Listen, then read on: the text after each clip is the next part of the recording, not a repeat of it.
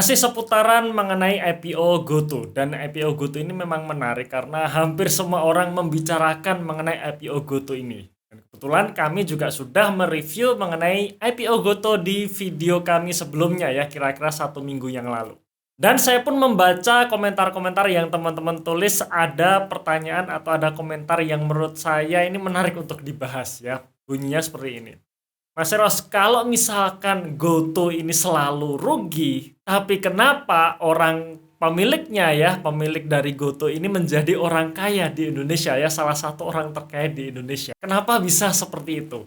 Nah, ini pertanyaan yang menarik teman-teman. Kalau kita lihat orang-orang terkaya di dunia maupun di Indonesia, mereka adalah orang-orang yang memiliki perusahaan TBK. Ya, mereka menjadi pengendali atau pemilik saham mayoritas di perusahaan tersebut. Dan ketika valuasinya naik alias harga sahamnya naik, mereka pun menjadi kaya. Jadi kalau teman-teman melihat daftar orang-orang terkaya di dunia maupun orang-orang terkaya di Indonesia, salah satu penyebabnya adalah kenaikan valuasi atau kenaikan harga saham perusahaan. Nah, sekarang kita lihat bagaimana GoTo ini bisa membuat para foundernya menjadi orang terkaya di Indonesia. Teman-teman bisa lihat di gambar berikut. Seperti yang kami sampaikan tadi, bahwa valuasi perusahaanlah yang membuat pemilik GoTo ini menjadi orang terkaya. Nah, salah satu cara menaikkan valuasinya adalah ekuitasnya harus tumbuh. Ya, karena ekuitas ini berhubungan dengan nilai buku. Nah, teman-teman bisa lihat dalam prospektus GoTo di sisi ekuitas ya, bahwa kalau teman-teman lihat di tanda panah ini ya, di kolom atas ya, di tanda panah atas ini menunjukkan tambahan modal disetor alias berapa jumlah modal yang disetorkan para investor sebelum IPO. Kemudian kalau panah di bawah ini adalah panah bagaimana perusahaan ini mengakumulasi kerugiannya. Nah, di tahun 2018, jadi di paling kanan ini adalah tahun 2018 ya, GoTo mendapatkan suntikan dana dari investor sebesar 38,9 triliun dengan akumulasi kerugian 20 triliun. Kemudian di tahun 2019-nya, GoTo mendapatkan tambahan dana dari investor mencapai 60,9 triliun ya. Ini akumulasi ya, 60,9 triliun dengan akumulasi rugi 43 triliun. Kemudian di tahun 2020-nya perusahaan mendapatkan suntikan dana lagi dan terakumulasi angka 63,2 triliun dengan akumulasi rugi 57 triliun. Menariknya di tahun 2021 sebelum IPO, total dana yang dimiliki ya atau total dana yang disetor oleh investor kepada GoTo itu sudah mencapai 179,3 triliun dengan akumulasi rugi 65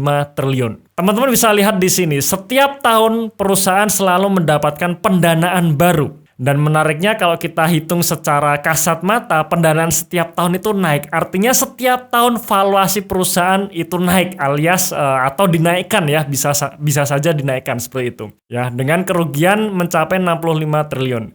Dan menariknya adalah setiap tahun ekuitasnya tetap naik. Ya, dari 17,5 triliun, 17 triliun, 20 triliun, dan tahun 2021 130 triliun. Ini juga salah satu efek setelah akuisisi Tokopedia sih, yang membuat ekuitasnya naik signifikan dan pastinya dihargai oleh market atau divaluasi oleh pemilik, dijual ke investor itu dengan valuasi yang lebih mahal lagi.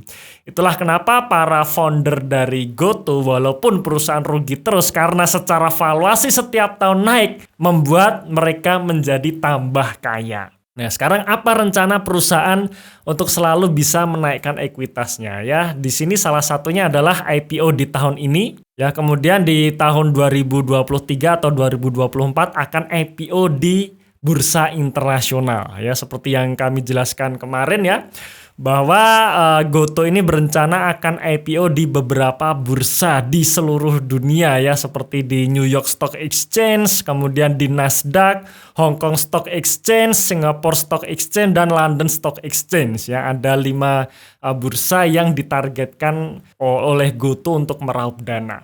Dan saat itulah ketika perusahaan menawarkan sahamnya di bursa internasional, diharapkan ya valuasinya bisa naik lagi alias ya harga sahamnya bisa naik lagi. Nah, itu tadi jawaban kenapa pemilik GoTo walaupun perusahaan merugi terus tapi bisa terus kaya karena valuasinya naik ya. Valuasi naik karena ekuitasnya naik. Salah satunya adalah penawaran atau suntikan dana yang disuntikan ke GoTo dari investor selalu naik. Berarti apakah nanti setelah IPO di Indonesia kemudian IPO di luar negeri harganya apakah bisa naik lagi alias valuasinya bisa dinaikkan lagi? Ya mungkin saja bisa ya, cuman sebenarnya balik lagi sih ke kita atau ke diri kita masing-masing. Ketika kita memang berniat untuk investing, kita memiliki perusahaan, nah kita pengennya punya perusahaan yang tumbuhnya itu organik dalam artian tumbuh atau kenaikan ekuitas dari laba atau pertumbuhan dari non-organik alias pertumbuhan bukan dari laba. Seperti yang dicontohkan di GoTo tadi, pertumbuhan ekuitasnya bukan dari laba yang ditumpuk menjadi saldo laba, bukan, tapi dari suntikan investor yang dilakukan terus-menerus setiap tahunnya.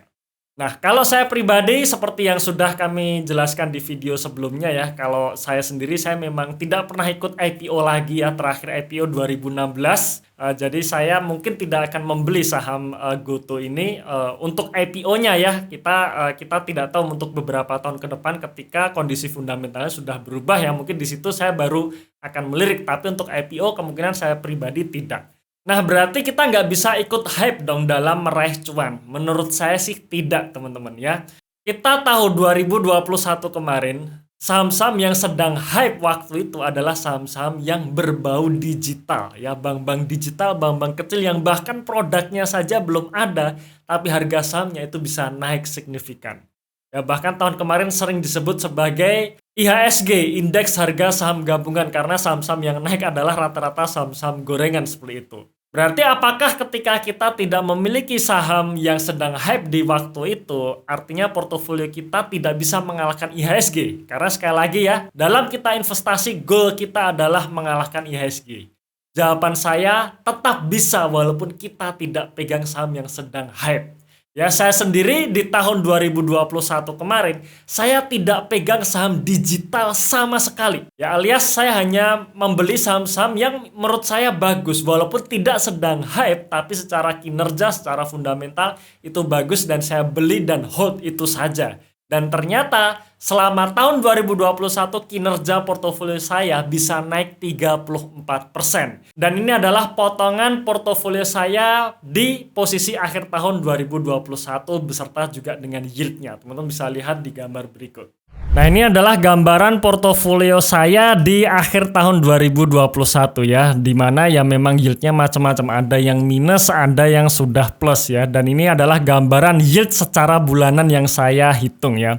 Dari Januari sampai bulan Juni bisa dikatakan portofolio saya nggak kemana-mana, alias ya masih belum mengalahkan IHSG. Tapi begitu bulan Juli, Agustus, September, Oktober, November, Desember, disitulah saham-saham yang saya beli sejak awal akhirnya naik. Ya, dan ini bukan saham digital. Dan secara akhir tahun, pertumbuhan portofolio saya 34,65% alias 3 kalinya IHSG. Nah, teman-teman sekalian, bagi teman-teman yang berminat untuk nabung bersama saya alias mau mengikuti portofolio saya, teman-teman bisa mengikuti program The Investor Portfolio. Karena program ini adalah mencerminkan kondisi portofolio saya pribadi yang saya akan bagikan ke teman-teman supaya bisa dapat tambahan referensi ya. Kenapa saya membeli saham ini dan kenapa saya hold, tujuannya untuk apa.